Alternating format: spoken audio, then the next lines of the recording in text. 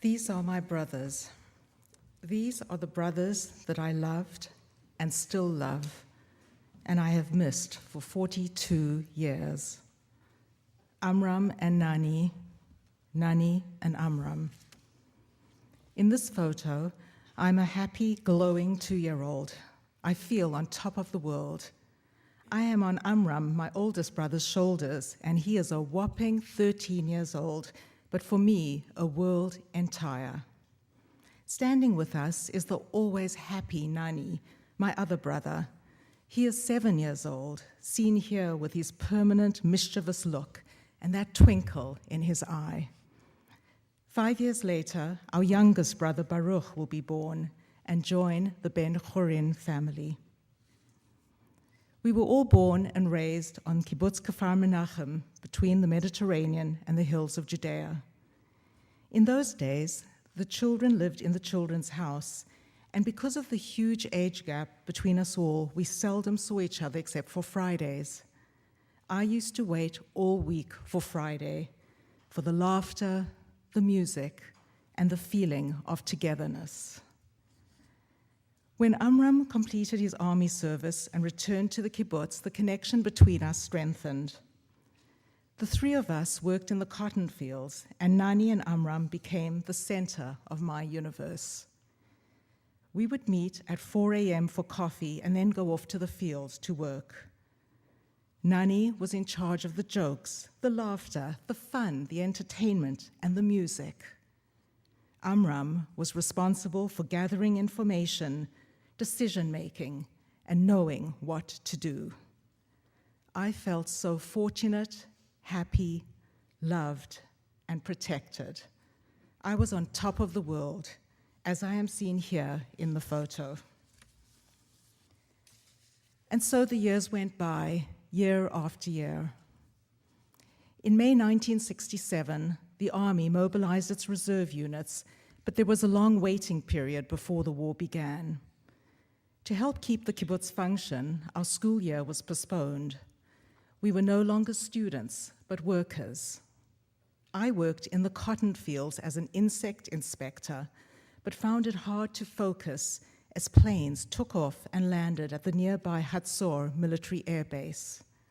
All I wanted was for Amram and Nani to return and say how proud they were of me for being such a dedicated worker. On June 11th, 1967, I finished work at noon and noticed that people were whispering around me. I went to my room, closed the blinds, and got into bed. I was tired. After all, I had been on my feet since 4 a.m. Shulamit, my caregiver, entered my room and said to me, "Mira, I have something terrible to tell you. Both your brothers, Amram and Yohanan, were killed." At that moment, the world stopped and my family was crushed into tiny fragments. How can my heart contain this pain? How can I continue without them? Why should I? What's the use? I am lost. I am now the older sister, but only seemingly functioning. Between the world and me is a glass wall sealing me from all that is around me. I can see, but not hear. I cannot comprehend events, funerals, ceremonies, newspapers, and radio interviews, meetings, and gatherings. I sit, I see people talking to me, and I just recite my answers. For years and years, I am in shock. At Yom Ha'Zikaron memorial ceremonies, the most meaningful reading for me is Chaim Hefez's Mizdar HaNoflim, the gathering of the fallen up in the heavens. When I hear the sentence, Ele ha'achim sheli, ele ha'achim, these are my brothers, these are the brothers, I silently ask myself, where are my brothers? How could you leave me? In the reading, the fallen request forgiveness from the loved ones they left behind, and I say, you are asking for my forgiveness?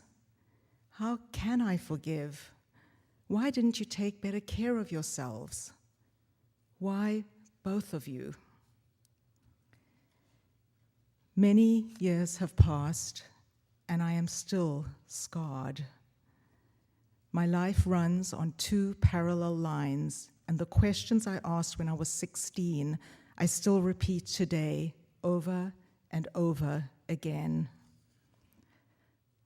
So many brothers and sisters, parents, grandparents, and children have joined the bereaved family. It is painful, and when sadness overcomes me, I return to my brothers, to Amram and Nani, my brother Baruch, and my sons Noam and Kobe. I remind myself that I can bring out the best in all of us, and in this way, bring Amram's and Nani's love and goodness back to life.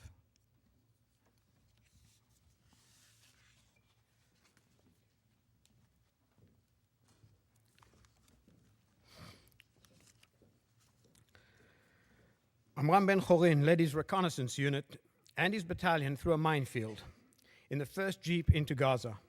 Exposed to a much larger enemy force, suffering many casualties, they fought their way towards the city of Gaza.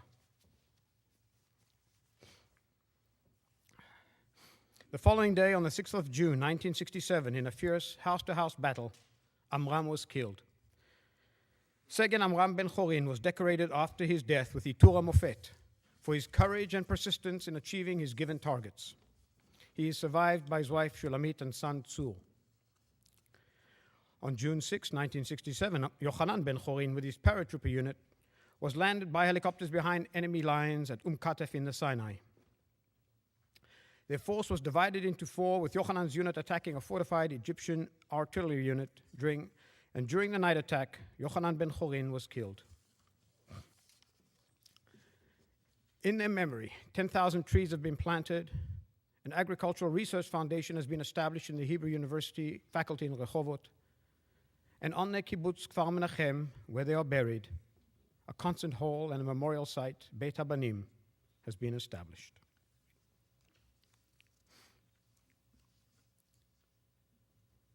In the song Shalev Boche, Yossi Gispin wrote, "When the heart cries,